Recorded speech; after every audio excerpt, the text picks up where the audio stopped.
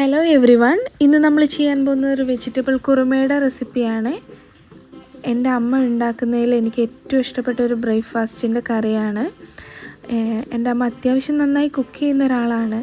അപ്പോൾ ഈ ഒരു റെസിപ്പി നിങ്ങൾക്ക് എല്ലാവർക്കും കൂടെ ഒന്ന് കാണിച്ചു തരാമെന്ന് വിചാരിച്ചു. അപ്പോൾ വീഡിയോയിലേക്ക് പോവാം. എങ്ങനെയാണ് ഉണ്ടാക്കുന്നതെന്ന് കണ്ടാലോ.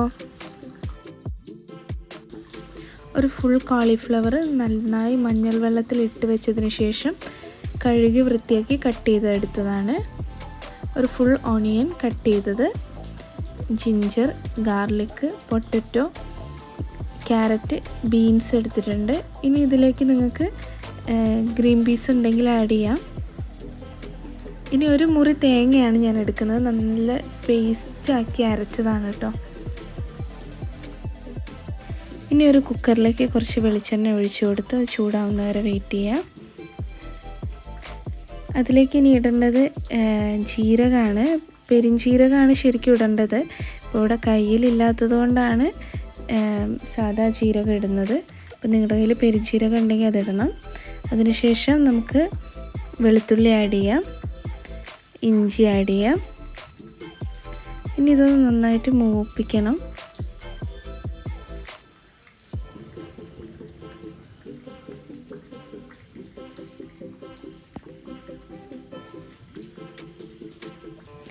അതിലേക്ക് നമുക്ക് കട്ട് ചെയ്തിട്ടുള്ള ഒരു ഫുൾ ഓണിയൻ ഇതിലേക്ക് ഇടാം.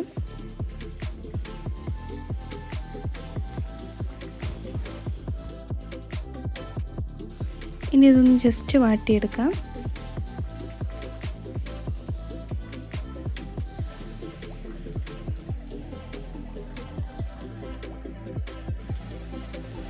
അതിലേക്ക് ഇനി കോളിഫ്ലവർ ആഡ് ചെയ്യാം. ജസ്റ്റ് ഒന്ന് വാടിയാൽ മതി കേട്ടോ ഉള്ളി.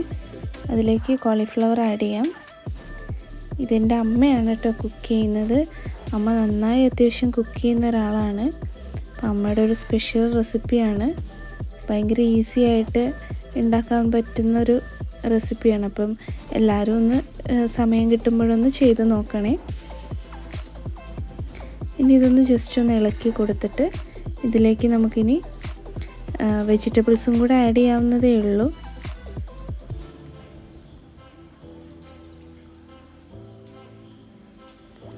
ഇനി കട്ട് ചെയ്ത് വെച്ചിട്ടുള്ള വെജിറ്റബിൾസ് ആഡ് ചെയ്യാം. അതിലേക്ക് ഞാനൊരു 4 പച്ചമുളകും കൂടെ കീറിയിടുന്നുണ്ട്. കുക്കർ ഒന്ന് ചേഞ്ച് ചെയ്തിട്ടുണ്ട്. ആദ്യത്തേത് കുറച്ച് ചെറുതാണ്, അതുകൊണ്ടൊന്ന് മാറ്റിയിട്ടുണ്ട്. ഇനി കുറച്ച് മഞ്ഞൾ ആഡ് ചെയ്യാം. നിങ്ങൾക്ക് ഇതിലേക്ക് വേണമെങ്കിൽ നല്ല കാഷ്യൂ അരച്ച് ചേർക്കാം. അതേപോലെ ഗ്രീൻ പീസ് ഉണ്ടെങ്കിൽ ആഡ് ചെയ്യാം. നിങ്ങളുടെ ഇഷ്ടത്തിന് വെക്കാം കേട്ടോ. ഇതിപ്പം നമ്മൾ ഇവിടെ വീട്ടിലിപ്പം ഗ്രീൻ പീസും കാഷ്യൂ ഇല്ലാത്തത് കൊണ്ടാണ് ആഡ് ചെയ്യാത്തത്. ഇനി ഇതിലേക്ക് കുറച്ച് വെള്ളം ഒഴിച്ച് നന്നായി തിളപ്പിക്കാം. ഈ കഷ്ണങ്ങളൊക്കെ ഇതിലൊന്ന് കിടന്ന് വേവണം. ഇനിയിപ്പോൾ ഇത് നന്നായി വെന്ത് വന്നിട്ടുണ്ട് കഷ്ണങ്ങളൊക്കെ. അപ്പോൾ ഇതിലേക്ക് ഇനി ഗരം മസാലയാണ് ആഡ് ചെയ്യുന്നത്. ഇനി ഒന്ന് നന്നായി ഇളക്കി യോജിപ്പിക്കാം കേട്ടോ. ഈ മസാലയൊക്കെ ഒന്ന് ഇതിലേക്ക് പിടിക്കണം. ഇനി ഇതിലേക്ക് തേങ്ങ അരപ്പ് ചേർക്കാം. തേങ്ങ അരപ്പ് ചേർത്തതിന് ശേഷം ഒരുപാട് തിളയ്ക്കേണ്ട. ജസ്റ്റ് ഒന്ന് തിളച്ചാൽ നമുക്ക് ഫ്ലെയിം ഓഫ് ചെയ്യാവുന്നതേ ഉള്ളൂ. ഇനി തിളച്ച കുറുമയിലേക്ക് നമുക്ക് കുറച്ച് കുരുമുളകും കൂടെ ആഡ് ചെയ്യാം. ഒന്ന് ജസ്റ്റ് ഇളക്കി കൊടുത്തിട്ട് ഫ്ലെയിം ഓഫ് ചെയ്യാം. ഇനി നന്നായി തിളച്ച വെളിച്ചെണ്ണയിലേക്ക് ഒരു പിടി ചെറിയുള്ളിയാണ് ആഡ് ചെയ്തിട്ടുള്ളത്. ഇനി ഇതിലേക്ക് കറിവേപ്പില ആഡ് ചെയ്യാം.